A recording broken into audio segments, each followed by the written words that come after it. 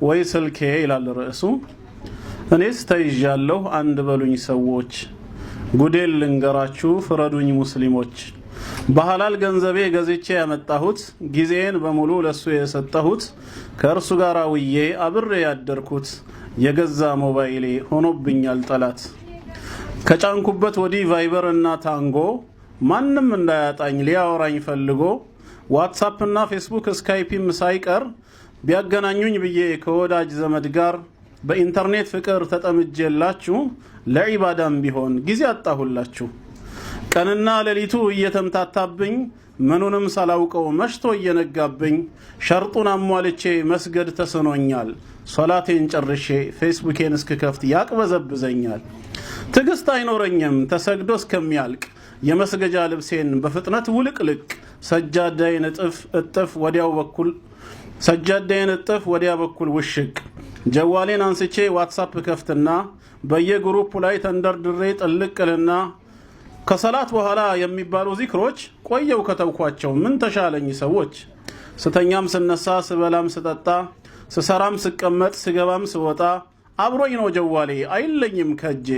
ከሰው አላወራ ብዙ ነው ወዳጄ፣ ጓደኛም ትቻለው ዘመድ አልጠጋ ቀን ለሊቴ ሆኗል ከስልኬ ጋር።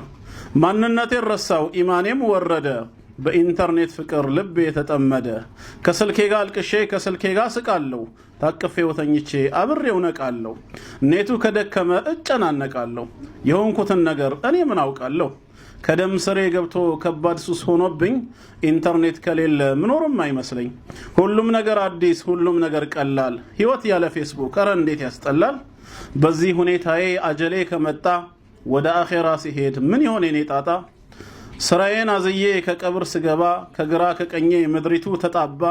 ነኪርና ሙንከር ሲይዙኝ ወጥረው በጋለው መዶሻ አናቴን ሰባብረው በዛች አስፈሪ ዓለም ሲበረታ ጭንቄ ፌስቡክ እና ዋትስአፕ እንደማይፈይዱኝ አውቃለሁ ጠንቅቄ። ስካይፒና ታንጎ ላይንና ቫይበር አብረውኝ ላይወርዱ ከጨለማው ቅብር ዛሬም ዱንያ ላይ ኢማን እንዳሳጡኝ አውቃለሁ በአኺራም እንደማያዋጡኝ።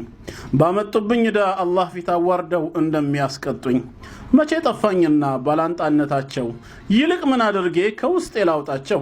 እኮ በምን ጥበብ ልገላገላቸው ከተተራመሰው ከዚህ ብኩን ህይወት መላቀቅ አልችልም ካልተውኩኝ ኢንተርኔት። እና ሙስሊሞች ሆይ ምከሩኝ ባካችሁ እንደተበላሸው ወደ አኺራ ሄጄ ጀሃነም እሳት እንዳልጣልባችሁ። ገጣሚ እህት ሉላ ትባላለች። አላህ ይጨምርላት። አላሁ አክበር። ሰፊ መልእክት አለው። ባጭሩ ምን ለማለት ተፈልጎ ነው? የሞባይል አጠቃቀማችን ውስን መሆን አለበት። እንደገና ፌስቡክ፣ ዋትስአፕ እና የመሳሰሉት ሶሻል ሚዲያዎች ውስጥ ስንሳተፍ አላህና መልእክተኛውን በሚያስደስት ለኛም በዱንያ በአኺራ በሚጠቅም ነገር ላይ እንጂ ጊዜያችንን መግደል የለብንም። በተለይ ደግሞ ፈርድ የሆኑ ነገሮችን ከመወጣት ቢዚ የሚያደርገን ከሆነ ምናልባትም ሐራም ሊሆን ይችላል። ምክንያቱም ዋጅብን ነገር እየተጋፋ ነውና ከሰላታችን ጋር ከዒባዳችን ከዚክር ሊያዘናጋን አይገባም። ፌስቡክ ስንገባ ምንድነው አላማችን?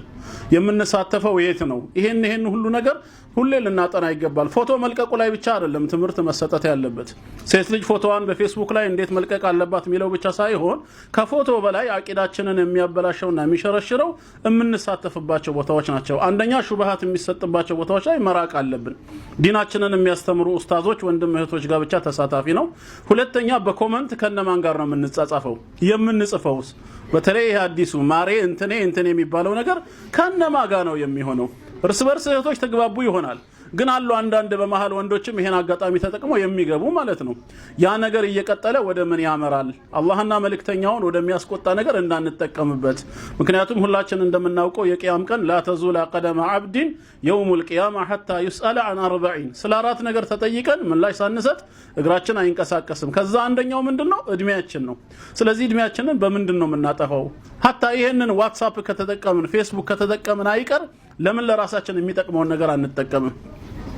ምንድነው የምናደርገው? ባገኘነው ጊዜ ስለ ዲናችን የሚያስተምሩ ኡስታዞችን ለምን አንጠቀምም? ብዙ ጊዜ ኮሜንቶችን ስናያቸው 200 300 ከዛ በላይ ኮሜንቶች የሚታዩት የት ሰፈር ነው?